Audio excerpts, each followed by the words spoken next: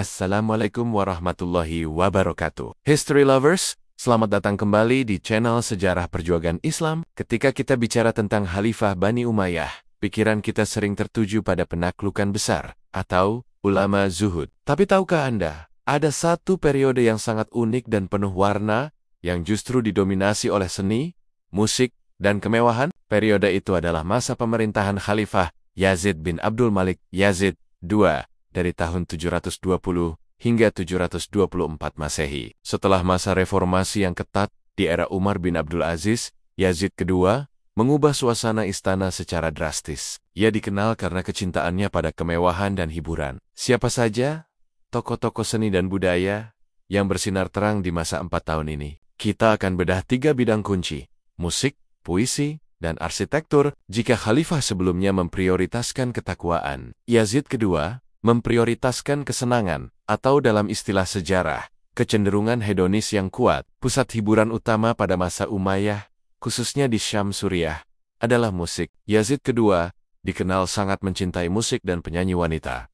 Ini membuat istana menjadi magnet bagi para seniman. Status penyanyi dan musisi meningkat pesat, dan mereka mendapat perlindungan serta hadiah mewah dari khalifah. 2 tokoh yang paling legendaris dan paling erat kaitannya dengan kisah pribadi Yazid kedua adalah biduanitanya. 1. Hababah. Hababah adalah penyanyi favorit Yazid. 2 kisah mereka sangat dramatis dan menunjukkan seberapa besar pengaruh seni musik terhadap khalifah. Diriwayatkan bahwa Yazid II sangat terjelehila padanya, hingga konon ia mengabaikan urusan negara. Kematian Hababah yang mendadak membuatnya mengalami tekanan batin hebat, dan Yazid II sendiri meninggal hanya berselang beberapa hari karena kesedihan yang mendalam. Kedua, Salamah.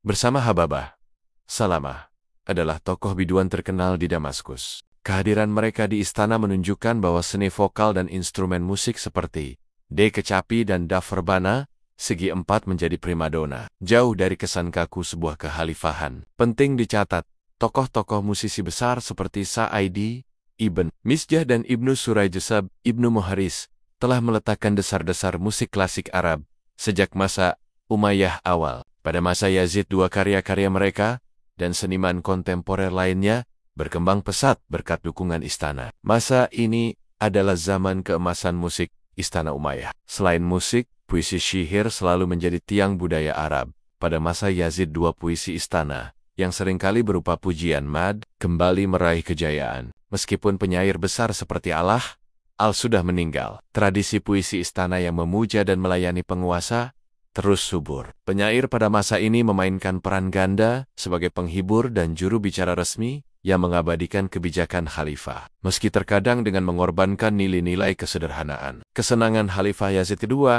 pada kemewahan dan gaya hidup yang santai membuka peluang bagi puisi-puisi yang bersifat gazel puisi, cinta dan humriyat puisi tentang anggur atau minuman keras, yang sempat meredup di masa Umar bin Abdul Aziz. Dukungan Yazid II secara tidak langsung menghidupkan kembali sastra yang lebih bersifat duniawi dan ekspresif. Secara arsitektur, dinasti Umayyah memang terkenal akan proyek-proyek besar, seperti Masjid Agung Damaskus di masa Walid II.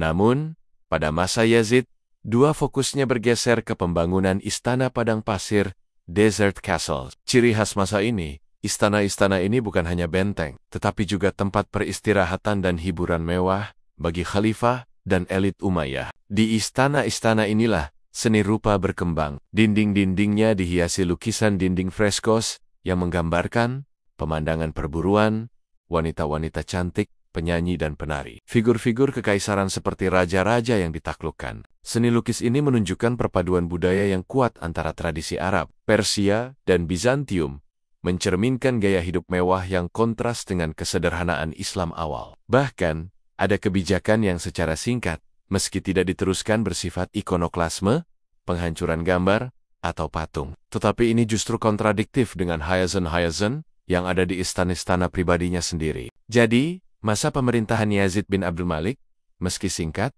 adalah sebuah roller coaster budaya. Ia adalah masa di mana kesenian, terutama musik dan puisi duniawi, meledak di lingkungan istana, didorong oleh selera pribadi khalifah sendiri. Meskipun pemerintahan Yazid II sering dicatat sebagai awal kemerosotan moral Umayyah, bagi sejarah seni dan budaya, ia adalah periode yang sangat dinamis dan kaya ekspresi. Bagaimana menurut Anda? Apakah dukungan penguasa terhadap seni, meskipun didasari motif hedonis, tetap penting untuk perkembangan budaya? Tinggalkan komentar Anda di bawah. Jangan lupa like, share, dan subscribe untuk kisah sejarah Islam yang lebih menarik. Sampai jumpa, syukran. Wassalamualaikum warahmatullahi wabarakatuh.